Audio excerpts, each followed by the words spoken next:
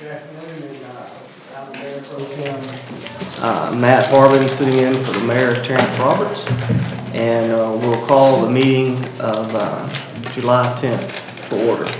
I will have the prayer tonight, and respects to the flag will be led by Councilman John Roberts. That's all right.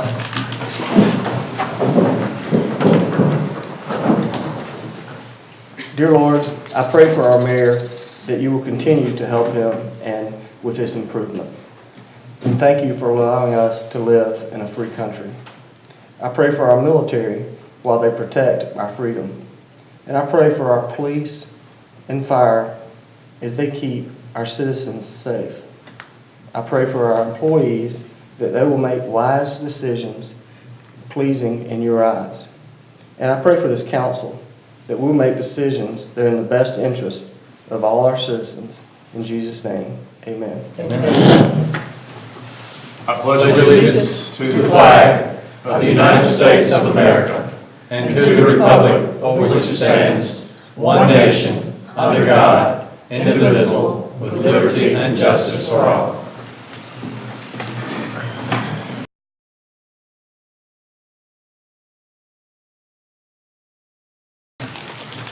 We have a special recognition tonight, so if I could get Chief Stewart to come down, and a couple of promotions that we're always excited to hear about within our police department. Thank you, Mr. Mayor Pro Tem and Head of the Council. This is our annual promotional that goes on as we start the new fiscal year. And this year we have several that are occurring. The two tonight that we'd like to recognize are our new sergeants. And I'll tell you a little bit about them as they come forward. First is Sergeant Danny Hart. Sergeant Hart began his law enforcement career in Williamston in 1983. He was promoted to the rank of sergeant 3 years later, then to lieutenant. He oversaw operations and training for 14 years before joining the Anderson Police Department in 2003. After 5 years in patrol, Sergeant Hart transferred to the training division where he currently serves, and including as our primary firearms instructor. Sergeant Hart, I believe you have some family here. Would like to recognize it? Yes, I know why. Yes. Thank you for being here. Sergeant Jason Mitchell. Sergeant Mitchell transferred to patrol from the detention center. Mitchell started with the APD in 2007. He served the detention center as a team sergeant under a field promotion. Sergeant Mitchell has also been a K-9 handler, a field training officer, and he currently serves on the SWAT team. Sergeant Mitchell will be assigned to Charlie Shift as a patrol sergeant. And I believe you have some family here also. Yes, my mother, grandmother, and both my aunts. Thank you for being here. You guys step forward and we'll swap your back.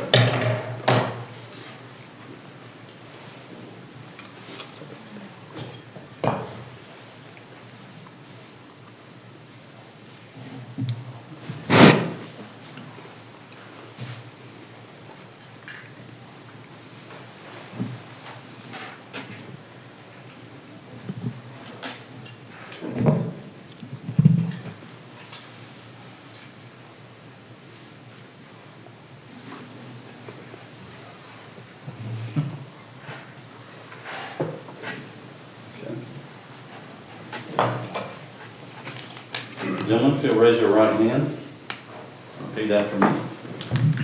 Start with Sergeant Hart first. I, Sergeant Hart. I, Sergeant Hart. I, Sergeant Jason Smith. As a sergeant in the city of Anderson, As a sergeant in the city of Anderson. As a sergeant of the city of Anderson. will equally, fairly, and impartially, Will equally, fairly, and impartially, Equally, fairly, and impartially. to the best of my ability and skill, to the best of my ability and skill, To the best of my ability and skill. exercise the trust reposed in me, exercise the trust reposed in me, Exercise the trust reposed in me. and will use my best endeavors and will use my best endeavors Use my best endeavors. to preserve the peace to serve the peace, Preserve the peace. and carry into effect, carry into effect, And carry into effect. according to law, according to law, According to law. the purpose for which I've been elected. the purpose for which I've been elected. For which I've been elected. So help me God. So help me God. So help me God. Congratulations.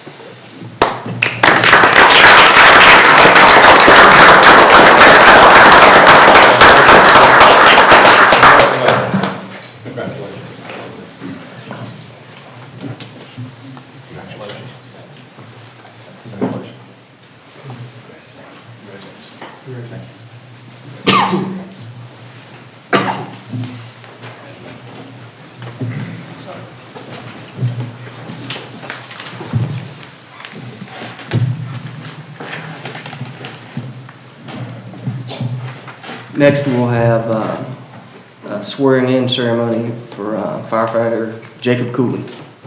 So we could have those folks come down. Thank you. I'm filling in for Chief Bradford tonight, Battalion Chief Michael Guest. Tonight we have Jacob Cooley, finished his 6-month probationary period, he's sworn in as a firefighter. Jacob is a 2014 graduate of Palmetto High School. Jacob received his NFPA Firefighter 2 from the South Carolina Fire Academy, is also a volunteer firefighter with the West Pelzer Fire Department. Jacob has been employed at the Anderson Fire Department since December of 2016. Jacob, I think you have some family presence you'd like to recognize? Yes, sir. I'm going to add it here. All right. If you would, raise your hand and repeat after me.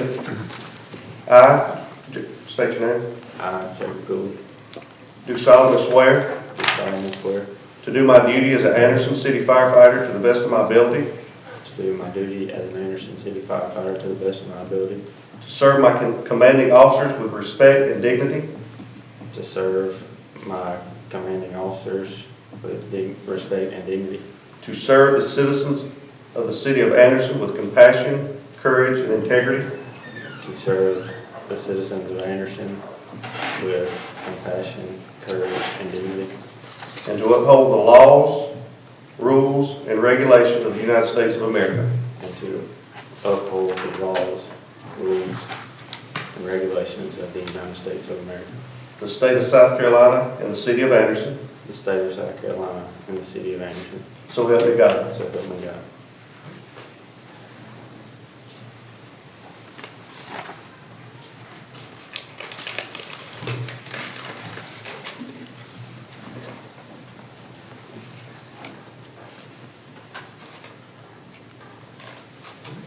Congratulations.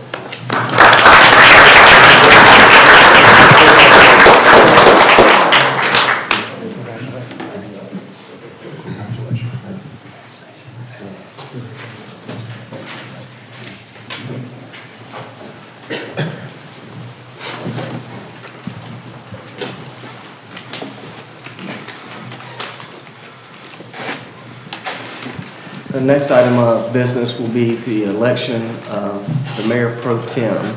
Ms. McConnell, do you want to talk a little bit about that? Yes, sir. Thank you. Each year, the City Council chooses from its membership, according to our city code, who shall serve as the Mayor Pro Tem. And the way this process works is because we have 9 council members, and out of one of those, a Mayor Pro Tem is chosen. We are in the rotation for each member having an opportunity based upon seniority to serve in that Mayor Pro Tem capacity.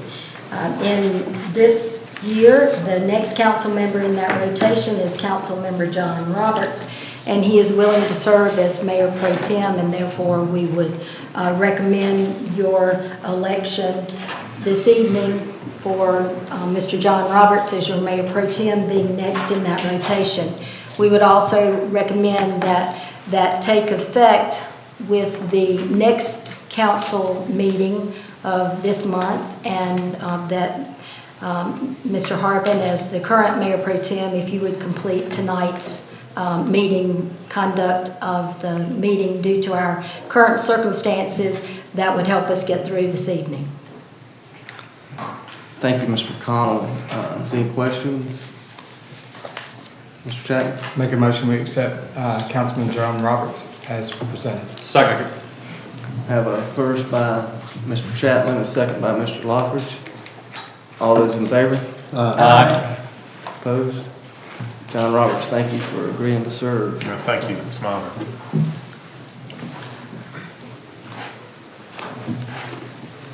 The minutes have been passed out from the June 26th meeting. Did everybody have a chance to go over those? And do you have any questions or amendments to the minutes? I move that we adopt them. Have a first by Mr. Lockridge, a second by Mr. Buck Roberts. All those in favor? Aye. Opposed? Passes unanimously. Our first item of old business is to request second and third reading of Ordinance 1707 to rezone 402 Boulevard from R15 Single Family Residential to RM18 Multifamily Residential, 303 Boulevard and 200 Williamston Road from limited office to limited office RM18 Multifamily Residential. Ms. McConnell? Mr. Mayor Pro Tem, this request has been before the Planning Commission on June the 20th and was unanimously recommended for approval. It also had your first reading at the June 26th meeting. It is about these three pieces of property in the ownership of Anderson University, and the gist of the rezoning for all three parcels is for the most part to allow Anderson University to utilize what we know as the 402 Boulevard, which is the single-family house known as the Rainey House to many of us, to be able to use it consistent with university uses and with the way the rest of the university is zoned. It also takes these other two pieces of property, which are currently being utilized for, certainly the 303 Boulevard is the one you might be most familiar with in terms of its architecture and its previous use as a beauty salon and a gas station for many years prior to that. But again, making this consistent with, as under the university's ownership, trying to make their zoning consistent. We've had no comments negatively from the public, and of course, because these properties, certainly with the Rainey House, anything that is done to the exterior of that piece of property, being in the Boulevard Historic District, would require it to go before the Board of Architectural Review. So we have no new information to share with you and would recommend approval on second and third readings. Thank you. Any questions? Or I'd like to make a motion that we approve it on second reading. Second. I have a first by Mr. Stewart and a second by Dr. Thompson. All those in favor? Aye. Opposed? Passes unanimously. Make a motion we accept it on third and final. That's not a third. That's not a third. Second is a done deal. Okay, I thought, It says request second and third reading. second, third reading. So it's, Ms. McCall, the third reading is not required as you stated? Our ordinance still says that we do that, but we have not, by law, it would not be changed after second reading. So if Councilman Stewart had asked us to look into that, we'll bring that back to you at a subsequent meeting. So we'll have third reading on our agenda item here, it just has first and second reading On the bottom. Yeah, I was going by what she stated first. It just has first and second reading. I apologize, but ours All of them says are like that. second reading. What's this say? Well, but does it It doesn't make a difference prohibit us academically. from doing a third reading No. or approving No. a third reading? Your city code does say that you would have three readings. All right. No, it don't. Oh, it It does? does not. Okay. We've historically No, done no. that. That's We've just been a historically practice, that's done been a practice, but it's not in the code or state statute. It's two readings are required 7 days apart. That's right. Which Well, quite is- frankly, I've always been curious of why we did a redundancy, because there was never even a discussion in between the second and third. Well, and there's no change after the second reading anyway, It's so just something that the council did for many, many years historically, but state law doesn't require it. So we don't need a third reading. You don't need third reading. if you don't I want to retract do it. third reading, Mr. Chapman's motion is retracted and we'll move on to the new business. Well, we haven't voted on it. All those in favor? Oh, no. Sorry. That's right. I'm a mistake. Author, sorry. I'm older and I'm forgetful. Listen to the teacher. So we'll move on to new business. The first item we have is request consideration of allocation of matching funds for street paving through the Anderson County Transportation Committee. Ms. McConnell? I know this is a subject near and dear to your heart about road paving, and we certainly have some road paving going on in our community. I'd like to call upon Planning and Development Director Maurice McKenzie to bring us up to speed on this particular request. Okay, this request is, as Mayor Harbin mentioned, is to request allocation of some matching funds to the Anderson County Transportation Committee. The Anderson County Transportation Committee, or the ACTC, they are charged with administrating funds through the state C-Fund program, and that program is a partnership between the DOT and the 46 counties in South Carolina that help to fund and improve state and local roads. And these funds they come from a portion of the state's gasoline tax, and are allocated to each county based on 3 different criteria. One is land area, one is population, and one is the road mileage in each of the counties. And last year, the ACTC, they did revise their funding policy that now requires the county and all of its municipalities that request funds from them to provide a 10% match in order to receive these road monies. And this is to ensure more accountability and more commitment from local governments in order to proceed with road paving projects. And as you know, the staff, we maintain a database of all the state and local roads. And what we do is take a look at those roads, their conditions, and provide a ranking criteria to those to determine what roads are in most need of paving throughout the city. We have 2 of those lists. We provide that to you to have approved by resolution, so we could use those lists to send to funding agencies to provide them some direction for what roads we want to see paved in the community. And in September of 2015, we did that after ranking every street in the city. And in this particular case, we're talking about local streets, not the state-maintained streets. And we provided our paving list to the consultants that are now assisting the Anderson County Transportation Committee. The company's called Code Transco. They worked with us to provide some estimates for the top 8 streets on our paving list, and you can see those streets. I'll read them out in a moment. And that top 8 streets that came from our paving list straight off the top. And as you can see, the estimated amount needed to pave those 8 streets is $414,750. And those streets are the local portion of East Market, which is the far eastern portion, High Street, Beltline Boulevard, Gear Drive, Hanks Circle, Revere Street, Townsend Street, and Kensington Court. Some of these streets, although they do have houses and they're important to the neighborhoods that they're in, are relatively small. So if you are not familiar with them, there is a map on the second page that shows you their locations. But as I mentioned, the total estimated cost is $414,750. 10% match of that would be $41,450 is what the request is. And if that is approved, that will ensure that we receive $373,300 from the Anderson County Transportation Committee to repave these streets. And this process, as I mentioned last year, they did approve a new policy. It was in discussion for a couple of years, so we were anticipating the need to start providing match dollars for this funding. So by doing that and are planning ahead, monies are available in the fund balance for this, and those actually came from the Planning and Development Division's remaining transportation planning allocation. So the funds have been planned for, and that's what we're requesting tonight is a 10% match, $41,450. Thank you, Mr. McKenzie. Do you have any questions or comments? Mr. Stewart?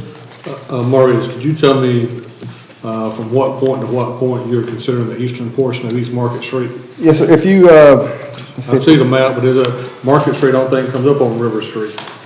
it kind of does a jog at some point. Yeah, that's kind of deceiving there, Councilman Stewart. Need to check the exact location of that, but this actually, most of Market Street, both west and east, are state maintained, or is state maintained, and that portion was, for some reason, left out of the document. Is that Gossett Street where it continues on? Yes. Yeah, I believe it. Yeah, it's one block off of Gossett there, so I can confirm that with you. But there are a few houses on that. As a matter of fact, it's probably the street that's in the worst condition in town. But again, it's not very long, but nonetheless, it is significant to some residents. And it's the local portion as opposed to the rest of the rest of East Market being in the state system. Mr. Chapman? The amount of roads that the committee looked at, who determined that amount? I mean, what was it that we didn't take 10 or 20? Well, Because it with a really came down to 10% amount of matched dollars that we wanted to look into doing, so. But I mean, it seems like with getting only a 10% match and getting 90% paid for, just curious why we wouldn't. I don't have the list in front of me, Councilman Chapman, but I know that the next couple of streets were a lot longer, and there's a much more significant cost to that. And it also had to do with the amount of money that the CTC had in the total pot to be able to dole out for road funding. So we're not just talking about the city of Anderson, we're talking about Williamston and the other. Yeah, all municipalities municipalities. receive funds as well, so So they they, established how much we were Yes. going to get, and then we determined how many roads were going to be able to be paid from that amount. not necessarily, we determined just based on the amount of money that we came to you, and I know Michael was in attendance at those meetings, he may be able to better clarify that for you. Yeah. What we did was take our list to them, their consultants looked at the list. Sure. Their consultants looked at the list, they priced the roads. As we went down past these 8, it got into a situation where we needed probably, I don't have the numbers in front of me, but it was hundreds of thousands for the next couple of roads, and we just didn't have the match money available at the time. Now, we will be reapplying as they get more money in from the gas tax. So this is something that we can do on a recurring basis. So we didn't really lose any money.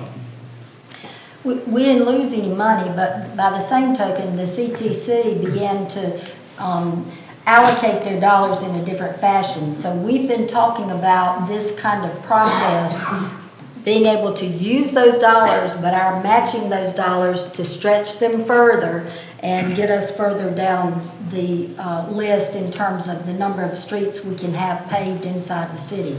Because remember too, this is one tool of how we pave streets in the city. We're also dependent upon the state for paving other streets. So, but we thought certainly for 10%, for $41,000 to get almost $400,000 worth of road paving, we thought that was a good bang for our buck, and particularly since we've been planning on that for the last 2+ years. That was a long about way to try to figure out, was it, who determined the 8, but that's fine. Thank you. Thank you, Mr. Chapman. Dr. Thompson? I'm looking at the roads and I'm familiar with several of them. And it looks like a very good list and a starting point to get these 8 roads paid for $41,000. So I think you answered my question about recurring. Will this be allocated each year? This money from the state, you know? You might explain about the gas tax dollars in the CTC fund. Okay. The CTC receives funding every month, or every 3 months rather, based on the gas tax that comes in throughout the whole state. So what they'll do is they'll dedicate these funds, and these projects come from, the city of Anderson, Anderson County, city of Honeypath, Williamston, Pelzer, West Pelzer. They all apply for money. So what we do is we apply, we come ask for the money. They say, okay, for the next year, this is where we're going to have our money. This is what we're going to let for a contract. And so when this contract is over, they'll let another one. And that's when we'll come back and apply for money again. And we will need at that time a 10% match. So that's kind of the process we go through. And, the more, once we know how much is allocated, we'll know kind of what our obligation will be for a match. So we don't know how much money they're going to have, but once we do know, we'll have some, I guess, clearer information about the recurring nature of it. But we will be applying again in the future. We have the opportunity, Dr.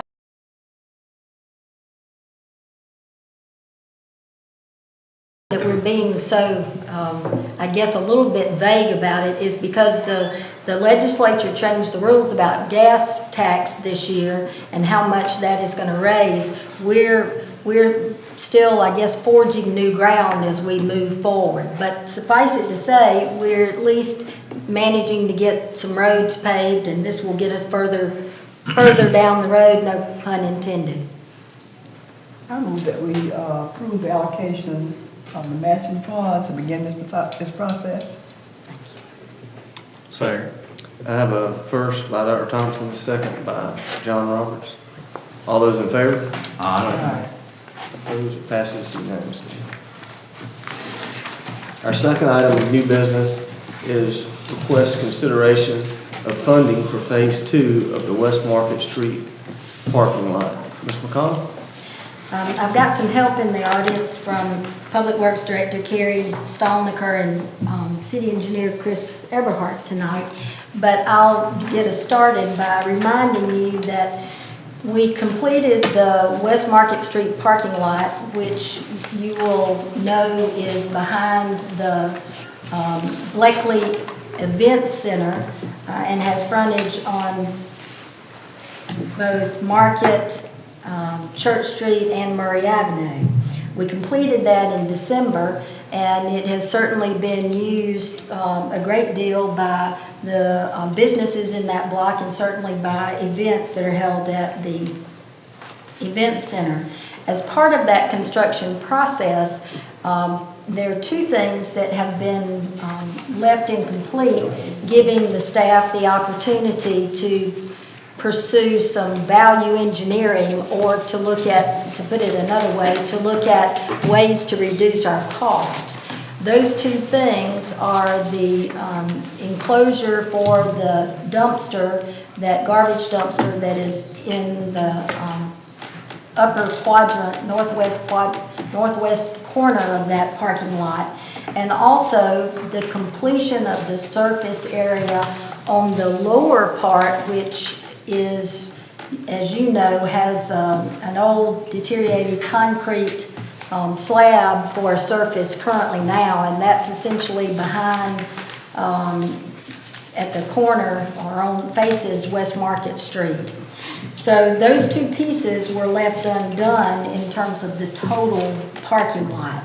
And going back to look at that, the garbage enclosure, what we decided to propose to you tonight was that the city crews, rather than a contractor, would complete that enclosure. We would purchase the construction materials, build the walls for the enclosure, and we would have the doors fabricated just as we have the railings and other decorative materials on that site.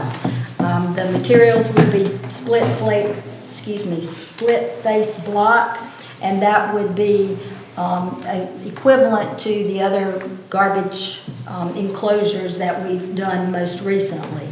The total cost for us to buy those materials would be $11,894.50.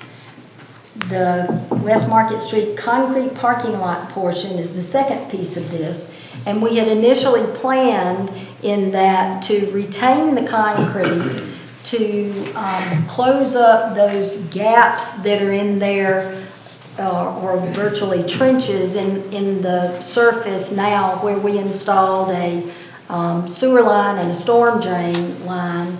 And our thinking was that we could essentially salvage what was there. We could color the concrete black on top and have a decent looking parking lot. That was the original intent. As time went on, the weather, the heavy equipment that traversed that property, the concrete deteriorated. We also have some, from prior usage, there's some other types of obstructions that are in that surface, and we felt like we would not be satisfied with a less than quality product.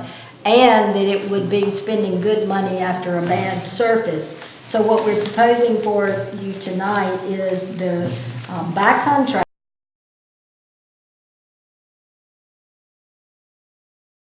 preparation of the subgrade, new curb and gutter installation, and repaving of that whole parking lot section from the back of the sidewalk to the retaining wall. So you would again get a new surface that would make this whole parking lot, West Market Street parking lot, a complete product. And the cost for that would be $32,327.44 and would be performed by Thrift Brothers. Now, Thrift Brothers did do some work on this section of the parking lot. They installed some of the curb and gutter, some of the concrete islands that are there that connect it to the other site. They also had to connect that and meet SCDOT's requirements as well. So I know you may have some other technical questions that Carrie and Chris can answer better than I can, but that would be our recommendation from the staff standpoint in order to complete those two items, the trash enclosure and the repaving of the entire surface in that fashion. Thank you, Ms. McConnell. Does council have any questions? I have a question. Mr. Lockridge? Are we going to vote on these individually?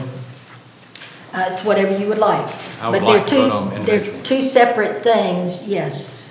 Second question I have is, at some time or another in the past, we've talked about the cost of that garbage enclosure. I hate to say this, but $11,894.50 still seems a little bit much for a garbage enclosure. We had talked about possibility of putting up I think Mr. Chapman brought up the idea of putting up a black type of fencing with the possibility of some trees there to grow into and cover the area. What happened to that plan? Well, it certainly could still be an option if you chose to go that route. We do have this same enclosure that is in the Church Street parking lot that's directly in front of the Bleckley Inn. It's also similar to some other garbage enclosures that the city has. So we are moving in the direction of when we have a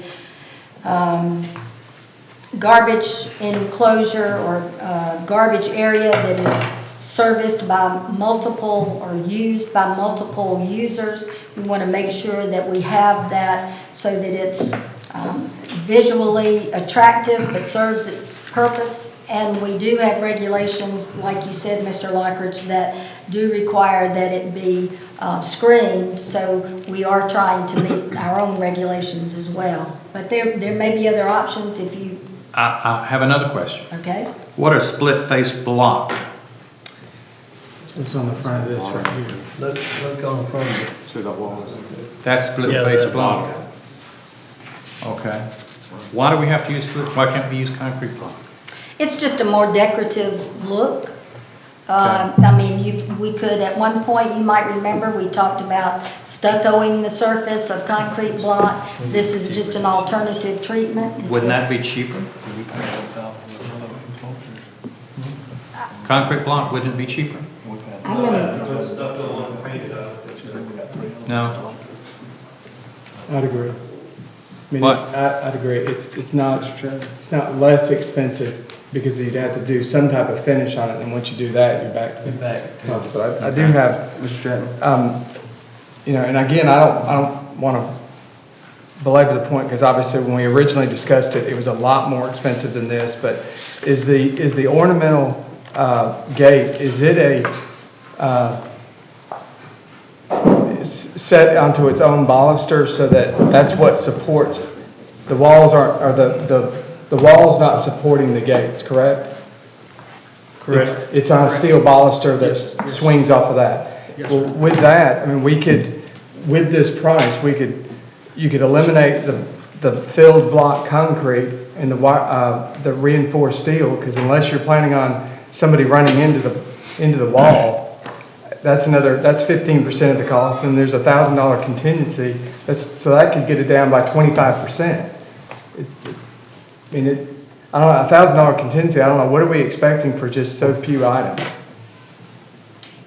If we don't need it, we don't spend it, you know. Sure, but usually if we, as Steve Kervin would say, if we have it, we usually spend it. So, Some of this concrete and reinforces in a footer for the wall. okay, but the block fill, that's filling the concrete cells Yes, in case somebody runs into it.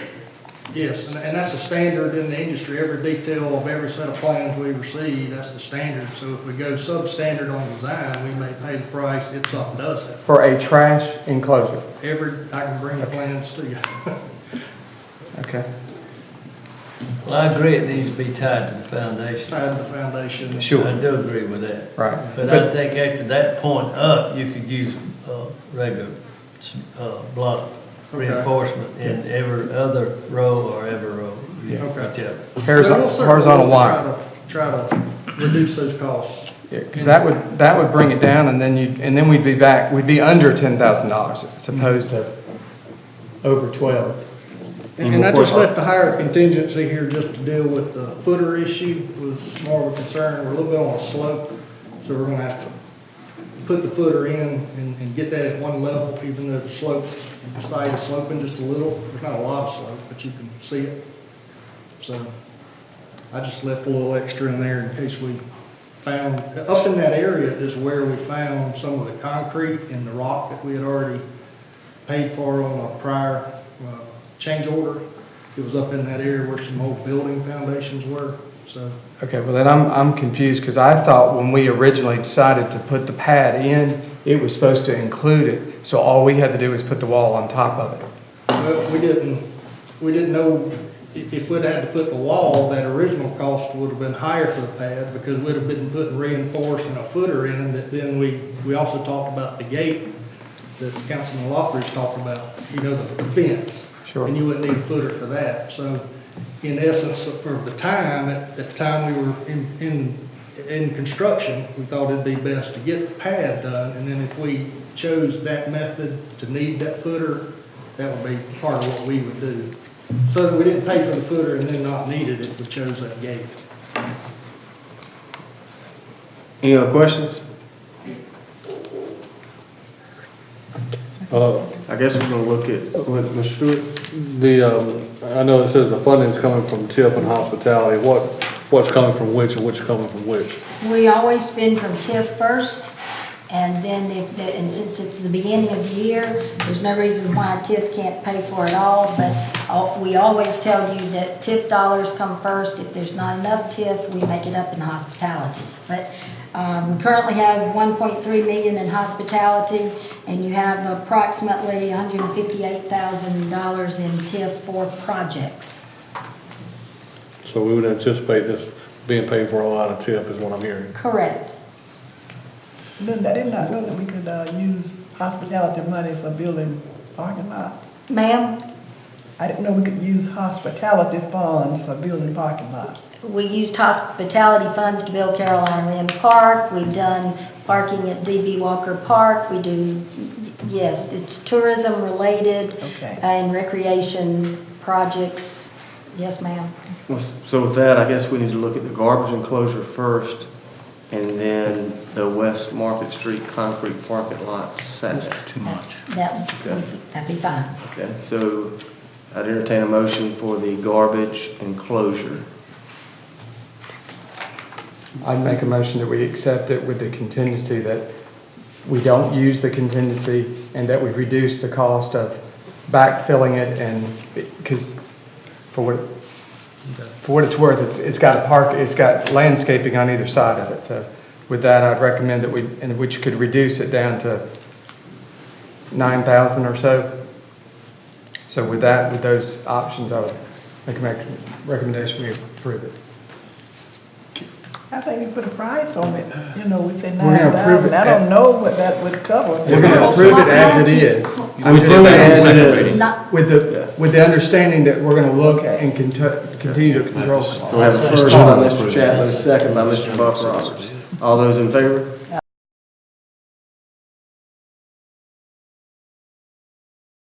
Street concrete parking lot. I'd entertain a motion. Grip Brothers, right? Yes. I went down and looked at that parking lot, or that concrete slab, that thing's in one big mess, I'm telling you. And you can't do nothing with it but take it up and redo it, asphalt like they want to do it. But it is absolutely a mess. I make a motion, we approve the parking lot, construction. Second. I have a first by Mr. John Roberts, a second by Dr. Thompson. All those in favor? Opposed? Passes unanimously. Thank you for that information. Mr. Roberts, Buck Roberts, I went down and looked at it also. It seems to be a very large area. It is a lot. And I don't know, and to take that concrete out and put asphalt on it, it doesn't seem astronomical with that. You gotta regrade, you gotta do it all, and it's a lot to it. We'll move on to our third item.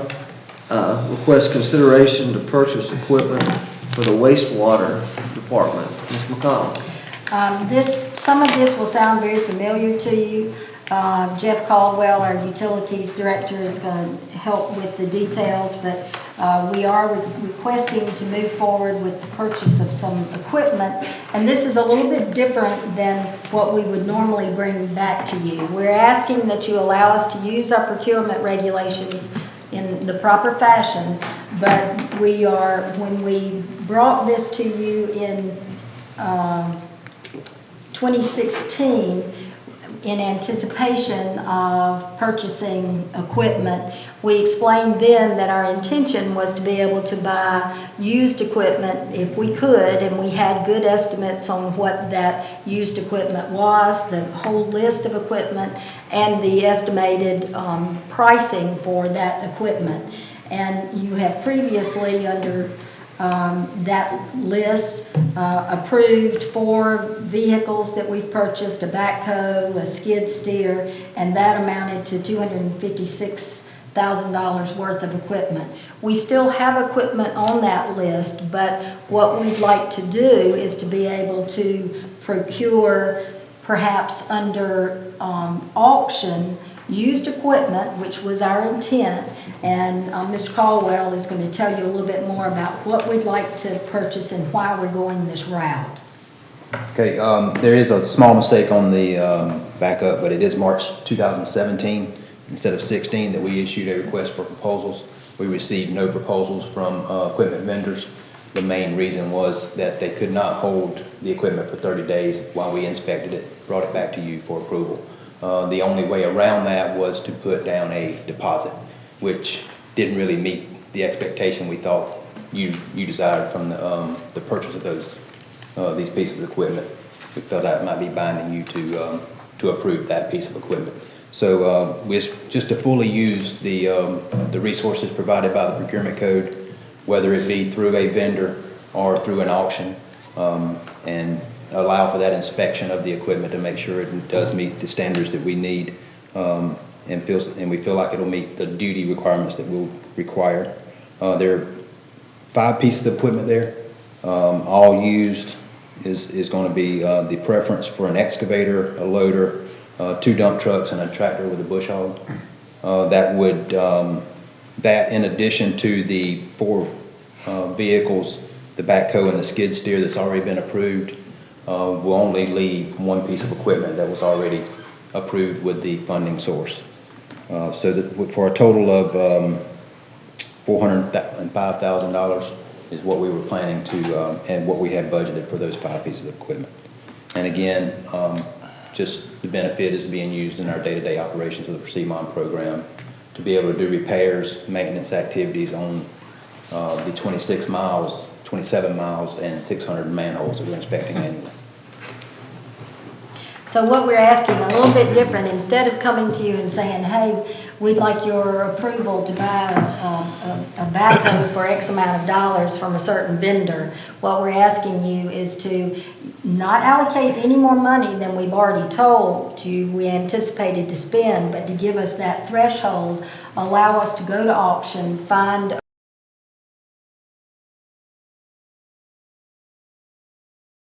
So what Jeff is telling you is that our own process, if we simply ask for bids, number one, we're not asking for bids for used equipment. When we asked for proposals before, the used equipment, we didn't have enough time built into our schedule without putting a deposit down in order to meet our own rules.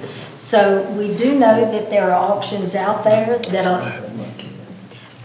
that have good equipment that is reasonably priced and that we can acquire, but we need your authority so that we're not,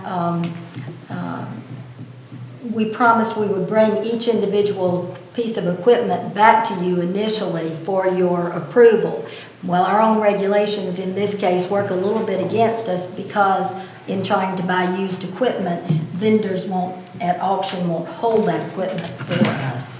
So that's why I say it's a little different than what you've seen us ask for in the past, but we do think it's a wise use of the dollars, and it's being efficient with those dollars and trying to get the best deal that we can. Thank you, Ms. McConnell. Any questions? Mr. Roberts? A couple of quick ones.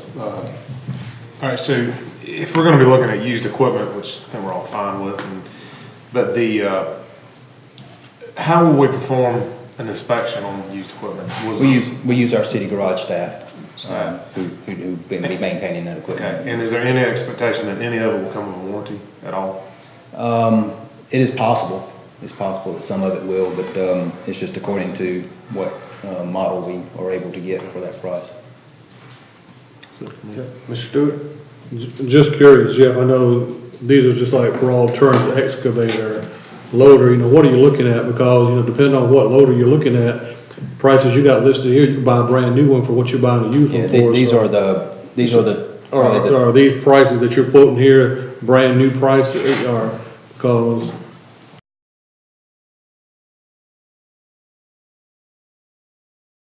Holland, 185, 195, what are you getting? Because you could buy 2 or 3 good used ones, 2 of them for $110,000. Yeah, I apologize. This is a full-size track loader similar to the Daewoo that we have. I think they run in the neighborhood of about 300,000 new, maybe 250, 300,000 new. It's full-size track loader, and then you got the sizes on the dump trucks, and then tractor and bush hog similar for our right-of-way maintenance in order to access our sewer lines for. And just curious, and forgive me because it's been back in March, but we have a ordinance 1618 for a lease purchase program, which typically our lease purchase means we're going to lease a vehicle and then wind up overpaying over the lease with purchasing. Is this truly an outright purchase, or is it a lease purchase because we're using a lease purchase agreement to purchase a credit? It's a lease purchase agreement, so it's the same that we used. It's the same ordinance that we also did the fire trucks with. So we've got the funds available through that lease purchase means of funding. We borrowed the total $800,000, and we're going to purchase this equipment. And but the ordinance didn't say that this money is set aside for the city to lease vehicles with the option of purchasing them after the lease. And I'm just asking. Yeah, we will own them day one. Then we need to look at just purchasing. Yeah, we will purchase and own these day one. Right. We'll just be paying off the loan that is funding them. Okay. Are we saying that this amount of money, $405,000, is money that we don't know if it's exactly that, but you're gonna go out and look at the used equipment to see if, for instance, if this excavator, you can get one for $100,000. We feel like we can get a good one that will meet our needs for $100,000. We may be able to find it under that. If we find that we cannot procure one for that, then we would need to come back and get your approval to So we won't spend more than what we've said here. Okay, and we have this amount available. Correct. And Mr. Chapman? Well, I certainly agree that I love the idea of looking at new used equipment because there's a value in somebody else has taken the depreciation already, but and I know that because everybody is very busy right now, the construction industry is doing strong in this area, the likelihood of being able to get the better, newer equipment is less likely than it was several years ago when everybody was trying to get rid of their equipment. But I certainly like the idea as long as we can, be diligent about making sure we get the best one for the money. And with that, I would approve or make a motion to have this for general approval of $405,000. Second. I have a first by Mr. Chapman, a second by Mr. Buck Roberts. Any further discussion? All those in favor? Opposed, no. All right. Thank you. We move on to our fourth item of new business. Request consideration of a resolution to renew an intergovernmental agreement with Anderson County regarding a consolidated real and personal property tax collection. Ms. McConnell. Well, it's been 5 years since you've seen this, but we've actually done this previously, beginning back in 2007. And what this is an agreement between the city and the county whereby the county collects our real and personal property taxes for us. It makes good sense. It's an efficient use of a tax collection office where the county tax office collects our taxes as well as the county taxes. We had the first agreement for this back in 2007 that was amended or extended for 5 years in 2012 and is up for an extension again this year, which would take us to 2022.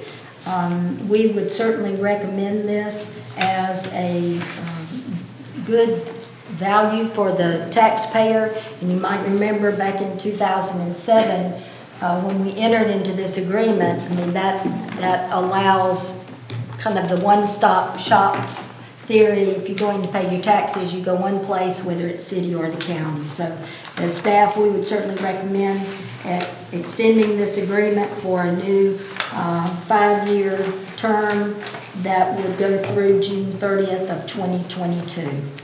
Thank you, Ms. McConnell. Any questions, comments? I just have a comment. It says the funding will come from the general fund. Is there an amount that would be? They charge us 50 cents per account or per bill that they collect, that they collect for us. So, and that hasn't changed since the beginning of the agreement. Mr. Don Chapman? I certainly agree with it. It makes it easier to collect. The only negative to this is that we, just like as we did this past approval, we go down on our millage. And so it seems like from the general public, they always ask, why do we keep going up on taxes when in actuality it's either the county or almost always the school board. So that's the only negative to this, is that the individual doesn't compare their taxes going down, but just a comment. Thank you. Any more questions? I move that we approve this resolution. Second. I have a first by Dr. Thompson, a second by Mr. Loftus. Any more questions or discussion? All those in favor? Opposed? It passes unanimously. We move down to our administrative briefing. We'll talk about upcoming events and quarterly progress report. Ms. McConnell. In your package, you have a quarterly progress report that you can take and read at your leisure. It will give you the high points of the major issues, major projects that your staff is working through. Of course, it doesn't indicate all of the daily things that staff does on a routine matter, but if you have any questions after you take a look at it, feel free to call any of us and ask about it. With regard to upcoming events and the calendar, we have the dog park dedication Wednesday, the 12th at 6 p.m. This is at 415 North Fayette Street. It is essentially across the street from the free clinic if you need to kind of get your bearings. This was a joint project between the TBA and as far as the funding capacity of that. It was also on land donated